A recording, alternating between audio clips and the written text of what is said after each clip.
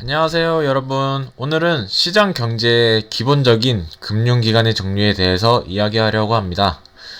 저의 영상은 사회초년생이나 내가 취업은 했지만 돈을 어떻게 관리를 해야 하는지 또는 어떻게 불려나갈 수 있는지에 대해 여러분들과 함께 공부하면서 성장해 나갈 목표로 영상을 만들고 있습니다.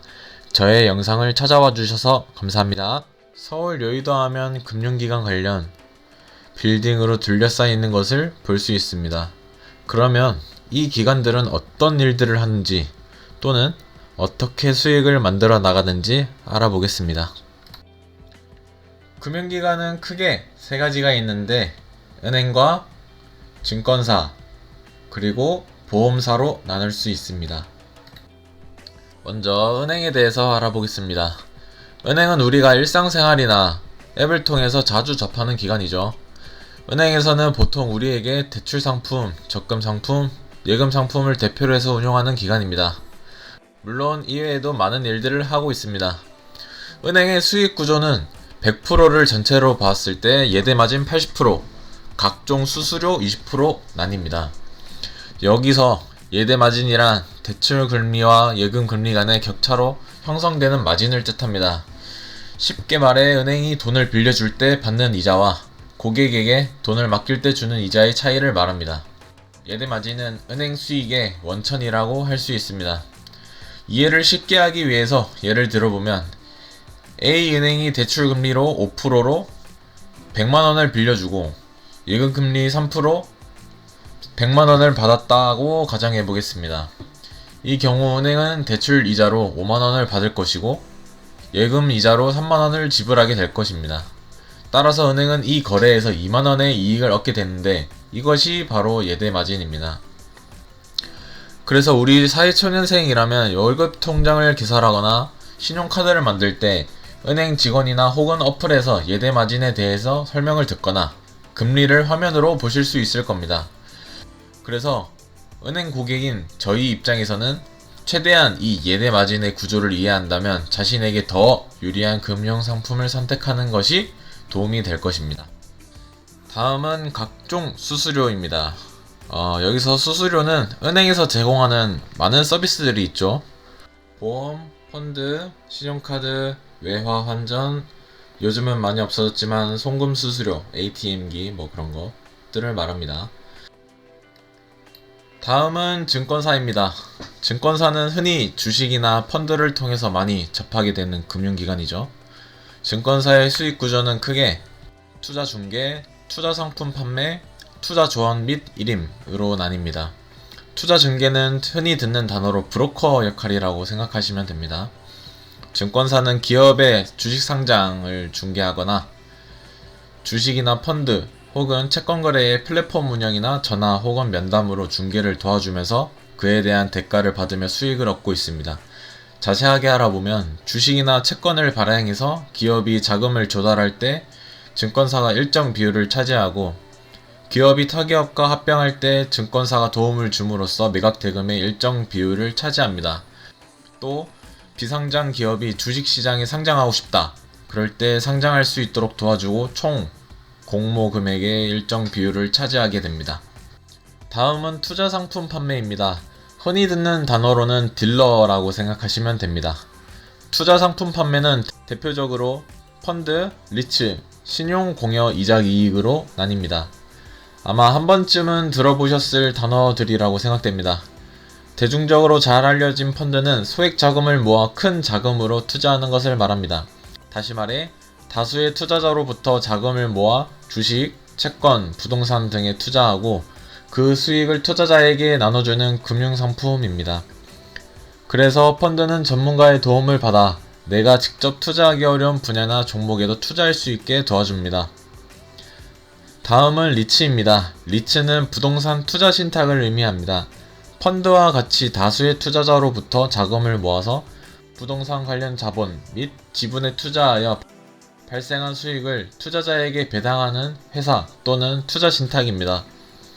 그래서 리츠는 주식이나 채권 등 다른 상품과는 다르게 부동산 임대 수익을 기반으로 운용하기 때문에 안정적인 배당 수익을 제공합니다. 하지만 금리와 경기 침체에 민감하기 때문에 현재의 경기 상태와 금리의 방향성을 잘 고려해야 하기 때문에 투자 전에 충분한 검토와 분석이 필요한 분야입니다. 마지막으로 투자 조언 및 일임입니다. 투자 일임은 증권사 내 투자 전문가들에게 내 재산을 대신 운용해주세요 라고 생각하시면 됩니다.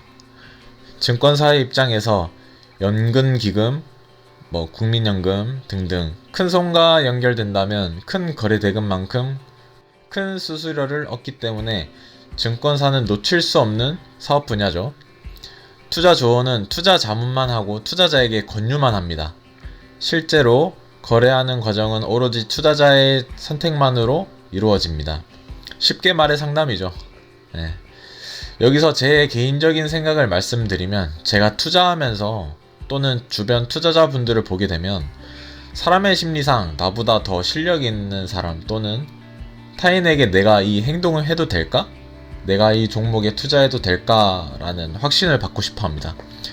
실제로 저도 주식 입문 시기에는 늘 그래왔습니다. 나름 투자자의 심리를 잘 파악한 사업이라고 저는 생각합니다.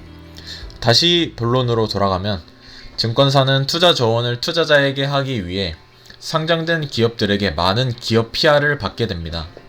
증권사도 이득이고 홍보하고 싶은 기업에게도 이득인 셈이죠. 그래서 증권사 내 투자 전문가들은 이를 참고하여 해당 기업의 투자 가치를 판단하고 투자자들에게 조언을 하게 됩니다. 자, 마지막으로 보험사입니다.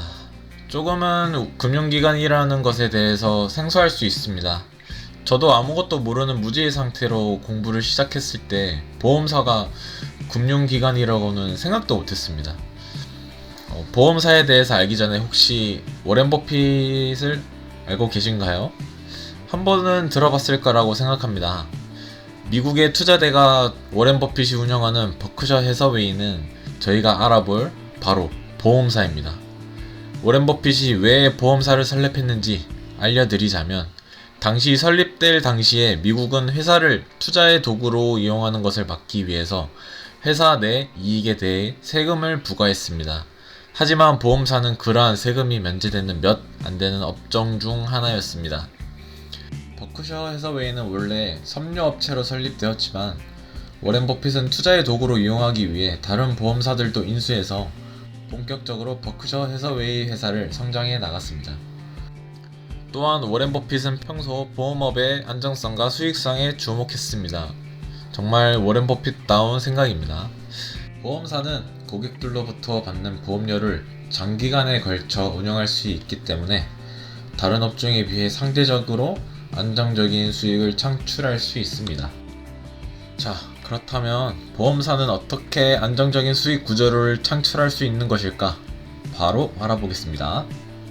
보험사는 기본적으로 안정적인 운용을 추구하고 있습니다. 그래서 언더라이팅과 보험료 징수 이 두 가지를 주로 해서 수익을 얻고 있는 형태입니다. 먼저 언더라이팅에 대해 알아보겠습니다. 언더라이팅이란 잠재 고객, 즉 미영입 고객의 위험 수준을 평가해서 적정 보험 가격을 결정하는 과정을 말합니다. 그래서 저희들이 보험에 가입하려면 막 이것저것 묻는 이유가 사전에 고객의 정보를 면밀히 검토해서 위험 프로필을 평가하는 겁니다.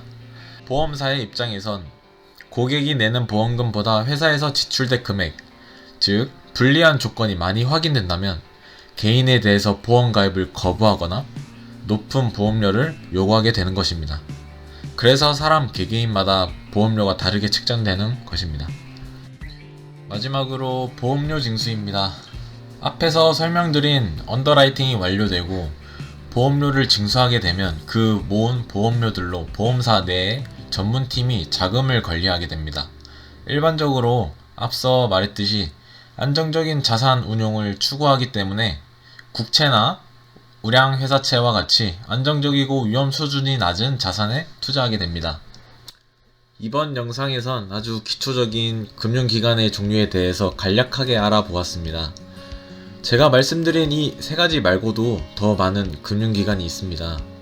더 자세히 공부하고 구조를 이해하고 싶으신 분들이 많으시다면 제가 더 공부해서 추가로 영상을 만들어 보겠습니다. 이번 영상은 이것으로 마무리하겠습니다. 저와 계속해서 경제에 대해 공부하고 소통하고 싶으시다면 구독과 좋아요 부탁드립니다.